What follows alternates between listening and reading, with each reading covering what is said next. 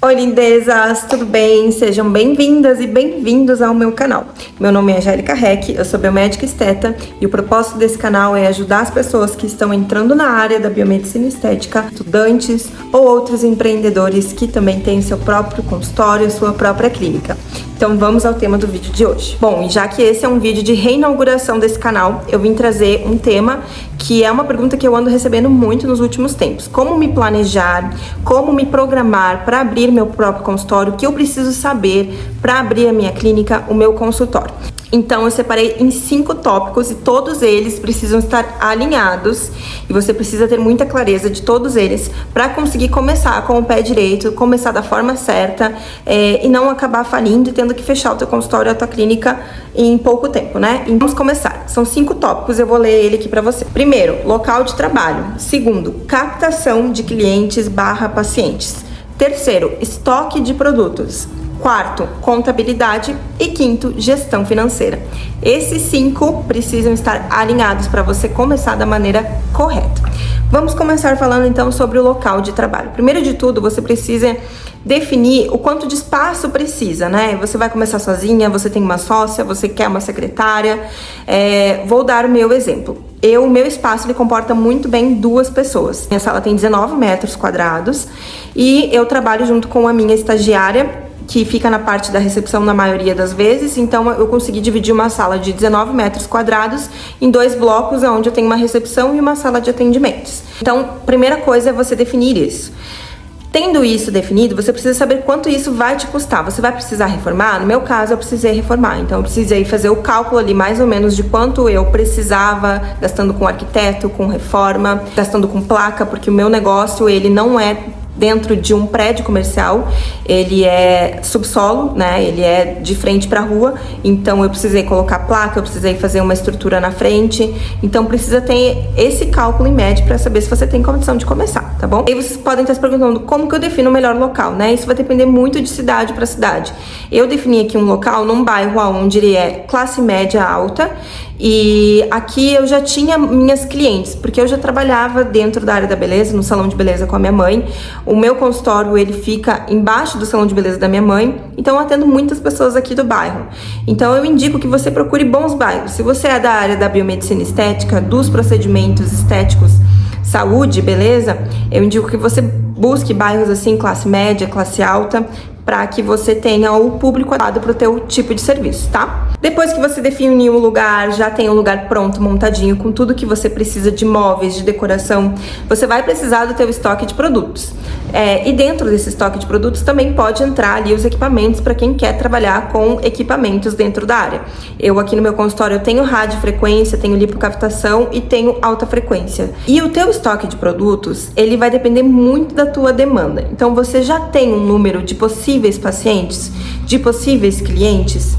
Eu indico, e agora eu já quero até entrar para a parte ali de captação de pacientes, eu indico muito que você tenha um estoque de acordo com o teu número de pacientes já agendados, já ali para você atender, e conforme você vai atendendo, você vai comprando outros produtos, para que você não tenha dinheiro parado. Estoque de produtos é dinheiro parado. Compra desses produtos, eles vão ser feitos, né, produtos, equipamentos, vão ser feitos sempre com fornecedores. Então tenha bons contatos, seja uma pessoa sociável, seja uma pessoa comunicativa, que faça amizades, para que essas pessoas possam te auxiliar, te passando contatos, né? Seja legal com os teus fornecedores, para você ir criando um relacionamento ali, ele fazendo condições melhores para você. Então é muito importante ser essa pessoa, né? Ter contato de bons fornecedores vai facilitar muito a tua vida em questão financeira mesmo, porque os valores eles podem mudar muito de acordo com o fornecedor, de acordo com o local que você compra. Então é importante que você tenha esses contatos, tá? Entrando para captação de pacientes, quando eu comecei, eu já tinha então possíveis pacientes que eram as minhas clientes. Eu fazia extensão de cílios, fazia maquiagem, eu já tinha uma rede de pessoas. No meu Instagram, eu tinha mais ou menos 2.000 seguidores, que são pessoas que eu conheci ao longo da vida, colegas da escola, colegas da faculdade, pessoas que eu fui fazendo amizade em congressos que eu ia, até mesmo antes de me formar. E ali no meu Instagram, eu comecei a compartilhar conteúdo desde a época da faculdade. Então, eu documentei toda a minha jornada dentro do estágio e eu criava conteúdo sobre o que eu ia aprendendo no estágio, e isso foi fazendo com que as pessoas fossem criando essa visão sobre mim, de que eu sabia, de que então as pessoas já confiavam em mim antes de eu abrir meu consultório. Durante toda a reforma aqui da sala eu mostrei, a gente ficou, eu acho que foi uns 4 meses em reforma, onde eu defini logo, eu fiz toda a identidade visual da minha marca. Tudo isso eu documentei nos meus stories, no meu Instagram, para começar a vender para aquela audiência que estava me assistindo ali. E foi graças a isso que eu consegui começar já atendendo. Então, no meu primeiro dia de trabalho, eu terminei a reforma na sexta-feira. No sábado, eu já estava atendendo pacientes, porque eu já tinha essa rede de contatos. Então, a captação de pacientes, principalmente no início, ela vai se dar pela tua rede de contatos, pelo teu networking e muito também pela tua criação de conteúdos. É muito importante que você tenha essa parte pré-estabelecida. Eu acho que não existe o marketing digital sem o marketing no offline. Eu acho que os dois, um depende do outro. Então não foque só no digital e também não foque só no offline. Tente fazer o equilíbrio entre essas duas redes, entende? Eu acho que as duas são importantes para que você consiga captar pacientes. Quarto tópico é um assunto muito chato para nós que somos da área da saúde e não temos afinidade com números, mas é a parte de contabilidade. Você vai precisar de um CNPJ, afinal de contas agora você é uma empresa. Não dá para ficar trabalhando com o CPF por muito tempo. No meu início, eu trabalhei com o CPF, eu fiquei um bom tempo trabalhando com o CPF, só que os impostos que você paga através do seu CPF são muito mais caros.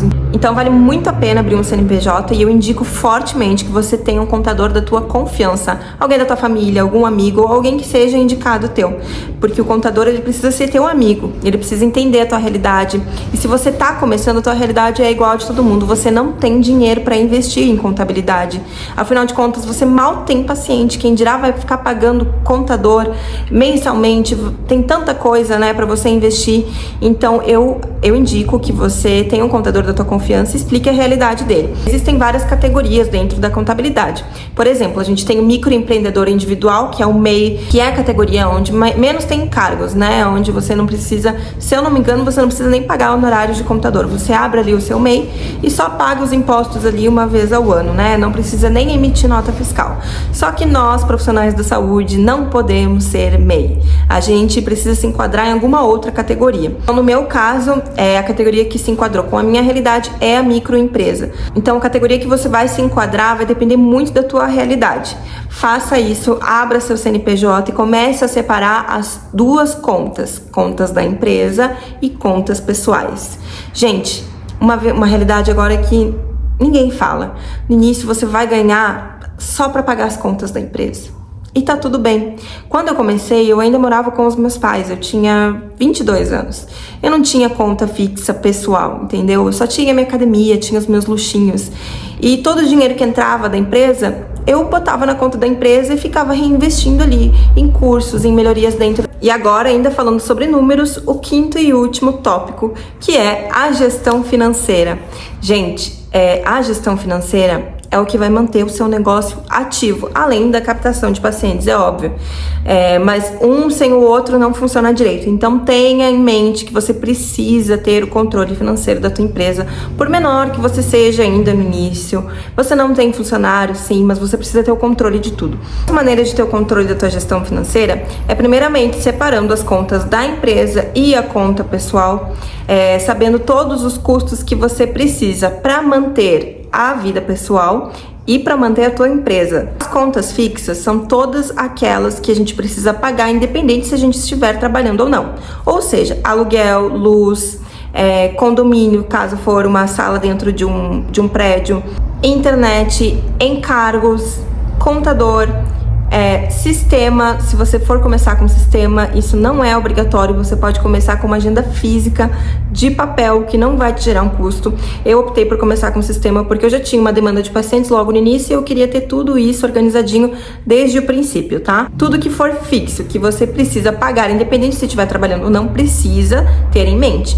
E aí você vai trabalhar pensando, eu preciso pagar pelo menos esse número X. Se você tem R$2.000 de contas fixas, você precisa atender pelo menos X pacientes vendendo X procedimentos para pelo menos pagar as contas fixas do teu negócio. Caso contrário, você não vai conseguir se manter. Então foque nisso.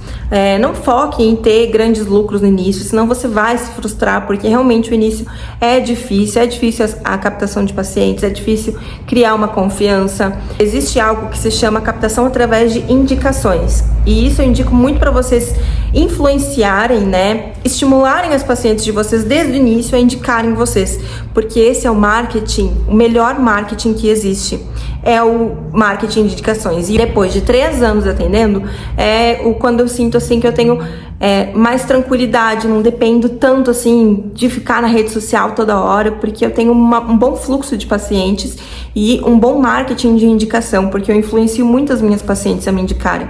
Algo que eu indico para vocês também é ter uma reserva de emergência. A reserva de emergência, ela deve ser pelo menos 6 meses do teu custo fixo. Então, se você tem um custo fixo de R$2.000, você precisa de R$12.000 de reserva de emergência. Caso apareça uma nova pandemia, a gente nunca sabe, né? Caso apareça algum imprevisto, você precisa ter aquele dinheiro guardado para conseguir manter o teu negócio de pé e não precisar fechar as portas quando surgir o primeiro imprevisto. Então, tenha, se possível, essa reserva de emergência. Bom, gente, eu tentei trazer um conteúdo muito valioso para vocês, sem me estender muito. Eu quero que vocês me deixem aqui nos comentários o que vocês querem que eu explore mais aqui nesse canal, o que vocês querem mais ajuda, que eu vou trazer para vocês, tá bom? Eu pretendo postar vídeo aqui semanalmente, então eu conto com a ajuda de vocês, divulguem para os seus colegas de profissão.